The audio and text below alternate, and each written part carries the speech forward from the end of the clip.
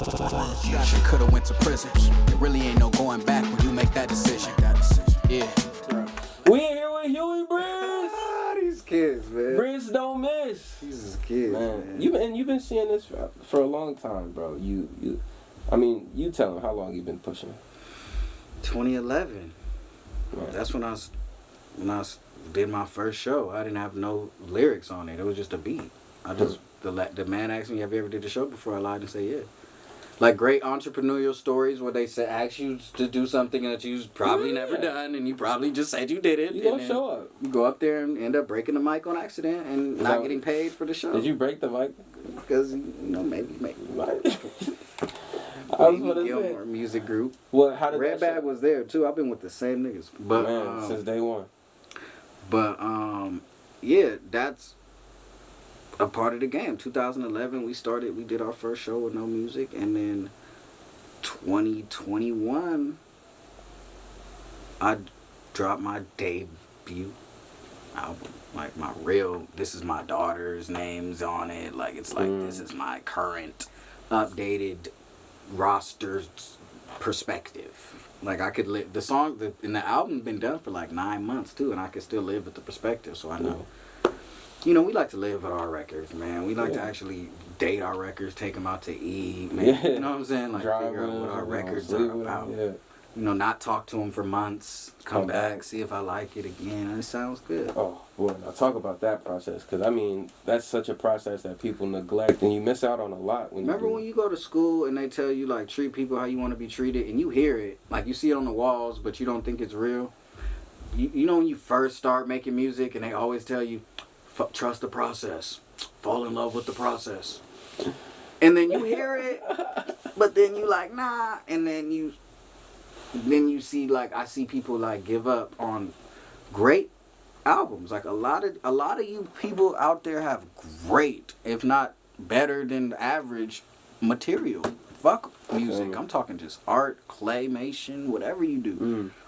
Motherfuckers is, but they're not in love with the process. They hate what they do. They're in love with the end results. This like reality. They Art Basel, Paris Fashion Week. Then they go there and then they don't know anyone, and then they just end up looking stupid outside the party, talking about, "I know Zach Villa." No, you don't. He knows. Whatever. But the perception of what they think it should be and what shit really is, which is creating something new, creating something exciting. And mixing, the only way you're going to do that is by creating, by fusing worlds. That's pretty much where I'm at right now. Like, I've been doing it since 2011. I just now got to the point where I could put my ego to the side and be like, you know what, let me and fuse my world. And then I'll say this because in similar veins, and that's an honest thing to do, like, but people don't. I feel like it's one of them things you hear too, like, oh, you know, keep your ego, hubris. You hear that shit, but you know it's a greater task that comes from spending time with yourself. You know what I'm saying? And I'm grateful for the quarantine for that matter. You know what I'm saying? Because it's like, cool, you know, brush my shoulders off a little bit, level out. But I got some more armor, and at least I know what I got. You know what I'm saying? Like, no doubt. I like that. That's what I went through. What everybody went through quarantine, I went through in 9th grade when I chose to drop out of school. And your mom gives you that look like, well, what you gonna do? So you gotta make something happen every day to make it look like you actually doing shit. What was that like? It was fucking scary to look at everybody who potentially is in debt now, trying to crawl out of whatever hole they put themselves in because they were trying to keep up with the normalcy of society. It was scary looking back then. You're in the 9th grade and you're looking at people talk shit about you, calling you slow because you dropped out of school, calling you less than them because you didn't graduate. And go ahead, just give them a piece to the camera. Like, well, it hurt. I know they watching right now. That shit hurt.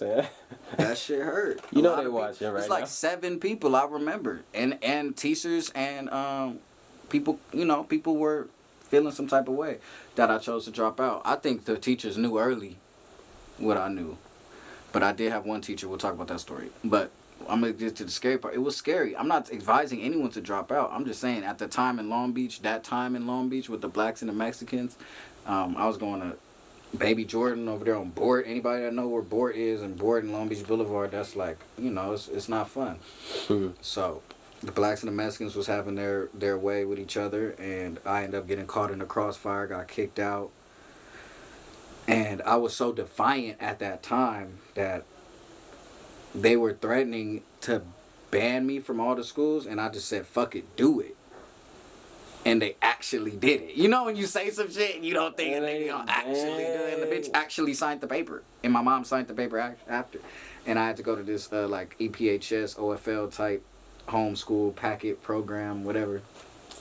Best thing that ever happened to me. This is why you gotta let life, that's why you just roll with life. Life is weird. Bro, it really is. I go to this school, I meet this teacher named Teacher Samantha. Ask my mom, man. I wish I could call my mom right now. Teacher Samantha was like this lesbian white lady who just was in a band, and her, with the pressure from her mom and blah blah blah. I don't even think she was from out here. I forgot where she was from, but you know, she came out here being a teacher. You know, blah blah blah.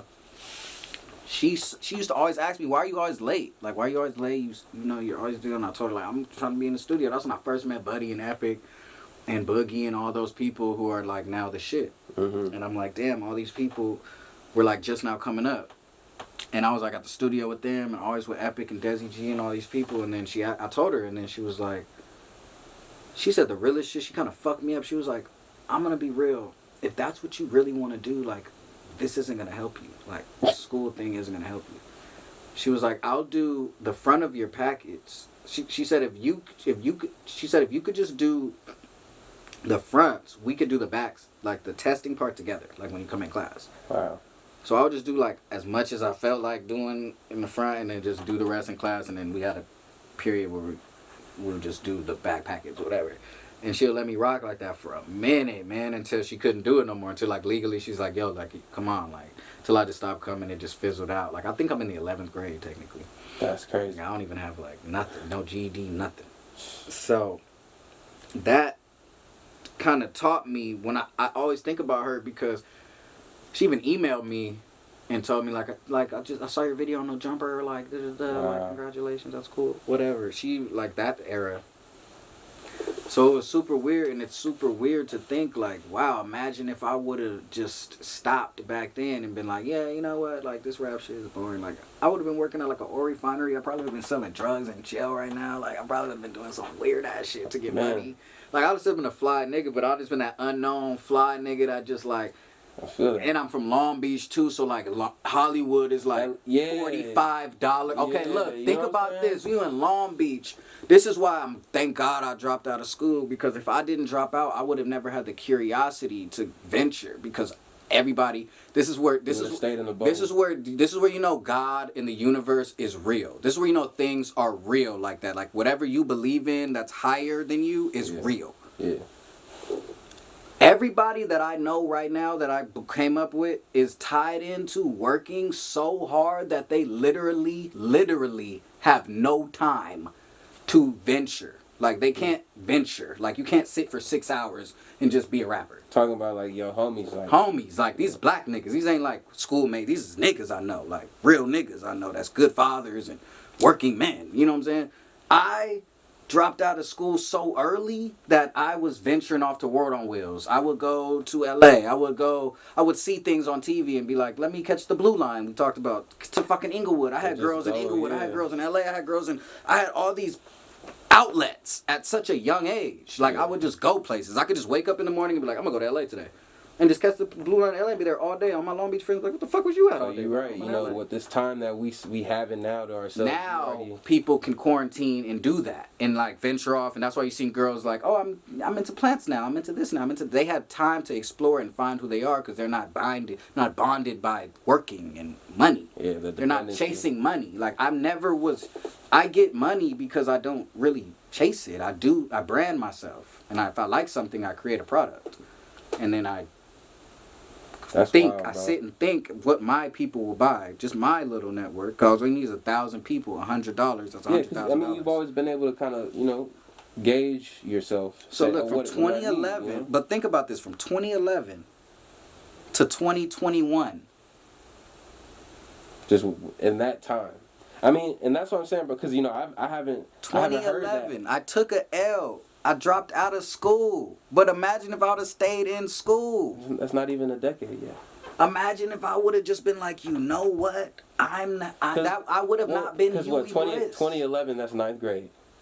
Wait, you were in the 9th grade in 2011? I don't know. That's when I started. That's when you making started music. That's when I started like. That was after. That's when I did my first real like. Because I was gonna say that, damn, like. I'm 28. Bro. I dropped out so early that most people can keep up of their years by the grade they were in. I don't even. That wasn't even a thing for me. Like, people were in school. I was literally in school, like, oblivious to periods. Yeah. Like, I would ask people, like, what period we going to next? Like, oh, fuck. I was the kid that had to look at the booklet every time, like, math, 4th period, fuck. Yeah, I got lucky with mine. Like, I graduated just because the fucking principal liked my acting. Like, I had fucking 120-something absences. Like, I was skipping school for fucking studio. Like, I wish we had shit like that in Long Beach. I would have been doing that instead. And bro, and that's where I'm like, you know, I can see where you talk about, like, bro, you got these bigger dreams, like it's more than a rap. Like, you know, at the end of the day, I can see you being one of those who brings some shit like that. You know what I'm saying? Like, we don't do it for the money. So if I got 100 bands, I know I can make 500 bands. So if I got enough money, capital, I'm gonna be the motherfucker that's like, all right, cool, like let's smoke a blunt with the motherfucking chairman of the shit and figure out how I could delegate this $100,000 I'm gonna donate to the art program in Long Beach. Like, but it's so racist. We're not even gonna get on that right now. But Long Beach, my city, is so fucking dripped in racism that we can't even donate money. So now we have to do shit directly to customers. So now I have to be. Why? I feel you. So listen, why my voice? I gotta be the nigga because my voice gotta be so big that I don't gangbang, so like Snoop and Vince are already X'd out because they gangbang. So if they say something, it's too. It could go either way. Right. You don't really want to bring that attention. That's why I respect them for kind of staying in their pockets because it goes the way. Me, I don't gangbang. I'm a father. I'm black. I'm a dropout. I'm a millionaire. You know what I'm saying? Like, I speak from a different. You are like the. I speak. So when I speak, I can talk to the stepmom. I can talk to the single dad, the single mom. Bitch, I'm a father too. I'm a with you. Like, don't play. Hold on. I'm black too. You Mexican, I'm with you. We got that power. Like, hold on. I'm rich. You white, I'm rich. I got that. We both rich. Hold on. I got all y'all. Hold on. Let me. I need all y'all to come to this room. I bought this compound. I need everybody. It's that. I have to be rich. And not even that, but you have to reach that level. It's when you're dealing with those level of politics. You gotta check every box. Yeah, Is bro. he this? Is he that? How's his credit? So it's like, you know, even if you wanted to do it now, I couldn't. It's like you want to be president, but they don't tell you. They tell you when you're young you could be president, but they don't tell you got to be a certain age. They don't tell you have to have certain things to be president. They just let you know that it could be done. Up to you to explore the thought. I mean, they say you could be a rapper. They don't tell you need the fucking PR, this and that. You need, man, come on. This is not easy. PR, I'm just now getting that shit together. That shit is ass. Man. But, you know, all this shit, man. I don't care about it enough anymore for me to, like, the percentages and who's working for me and dude. I don't give a fuck about it anymore. Like, as the message gets to them people, the person, that fan could hit me up. I could ask him directly $400. Nigga, fuck your website. Like, fuck your fan. Like, I could be like, nigga, you love me. Here's a place you could donate. Thank you. Motherfucker, give you money directly. Nigga, fuck the label. Nigga, if you really that nigga, ask your fans directly. It ain't begging if you giving them something. If you giving them a product and you're like, look, I'm giving you this. Here's a bundle package. I'm just asking for, yes, overpriced, but hey, you fuck with me. Mm-hmm. And you know, that's something real. Cause they don't fuck with you then if they not spending money with you. And I think it's so interesting because that's it, like, you know, so many artists get stuck on that of how do I make money, and you know, I even said they this gotta once. Fuck with you. And I was like, yo, you're not. I was like, yo, when you're giving out music to your fans, they're not necessarily paying you for music, you know. So it's your job to create that other product. You are that product, but you have to find, you know, what are they actually, you know, and I tell you. And I mean, bro, be on live, little 9 people in my live, bro. You know what I'm saying? Yeah. What y'all want? Yeah, that's what we doing. Cool. Boom, then that nigga tell his friend, and I look up every day, I got a different follower, and he got his followers related to that follower. Cool, I see how this shit move. You get a fan a day till you go to 1,000. Then you ask all them niggas for $100 at the same time. Man, and where do people keep up with you on social media? Tell them. Man, Twitter, Huey BRISS, Instagram, Huey BRISS, and the website, brissdontmiss.com. Made it real simple. Bro, they gotta tap in. This project about to go up. What's I mean, you already dropped enough free game for the people. I don't want to. Everything's free, man. I'm not Snoop. That's how Snoop fucked the game, is to be sold, not to. I'm telling the game, man, because we live in an era where information is leveraged. It's so much. They not gonna get it from me. They just gonna listen to Ty Lopez or you fucking come on, one of them niggas. Like, and I ain't no motivational speaker, but it's like, anybody that's that a real speaks thing, with though. a conviction and has a purpose, and you talk, you're a motivational speaker. Like, I watch everybody interviews. Like, I watch fucking Draco the Ruler to fucking all you niggas. Gary V. All of them, because they gonna give me some game. They gonna give me something I don't know, because they got a perspective.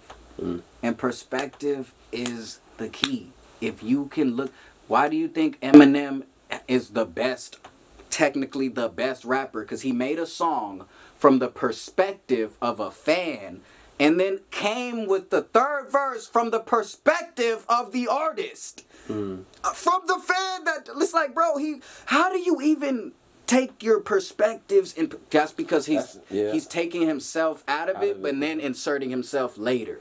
That's what you do. You take yourself out of it. Would I still fuck with this if this wasn't me? Yes. Anybody that did that song was hard. Fuck that song. Fuck Stan. Let's go to Guilty Conscience when he gave you the perspective of a motherfucker, a good and a bad. That's called that's what makes them unique. That's why they're unique. That's why that thing. And that's a certain niche that you have. I mean, only few people find your niche, but everyone has a niche. Like, find it. And as an MC, right? And especially as an MC, because you could talk about everything. Give away the game, man. Tell them everybody, because one day, the little niggas you giving game to, like, I see it happen to Currency every day. I see a rapper hit up Currency every day, yo. Or I watch a Breakfast Club interview and they ask them, the most random rapper too, like, the rapper you would never expect. And they be like, yo, who was you fucking with? Who you fucking with? They be like, yo, fuck with Spitter. I'm like, what the fuck? Yeah. What?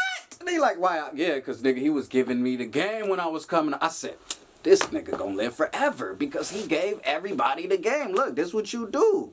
Boom, boom, shoot 2 videos, get your shit together, get with 1 producer instead of 7. Make this. He gave you niggas the formula so that we can make money, and now everybody doing that. So it's that's like, real. And that, bro, that's give real. the game away, man. There's a lot of people who don't even want to take it too. You only gonna get out of this shit whatever you put into this shit, man. That's not even. This ain't even game I've acquired. This is just like basic knowledge. Like, this rap shit, being an MC is the best job because it's residual income, and you taking basic street knowledge and mixing it with basic business sense, and you mix it together. You don't have to have an advanced business knowledge to know. Go to BMI.com, go to SoundExchange.com, have a bank account, make a PayPal, fucking maybe get a lawyer, they work for hire, and kind of just like weasel your way around, make the fans think you're doing way more than what you are, but you just got a DistroKid account. Come on, man. And then if you get enough people to think you're the shit, then you are the shit. fucking white guy comes out of nowhere and offers you a bunch of money, and you be like, look, I'm going to give you 1 project. We can license 1 project. I want $500,000 for this project. No studio fees.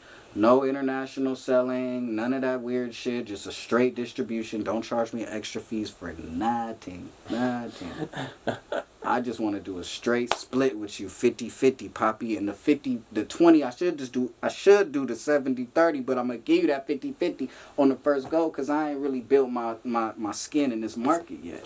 So let me develop a sales history with you real quick. And then when I take it to the next, then when I got Travis Scott on my dick, then I'm gonna be like, you know what, you want to do you want to do 80-20 now? I got Travis single, I got and he made the beat, so we don't gotta clear nothing with nobody. This is all me. Yeah. Let's go.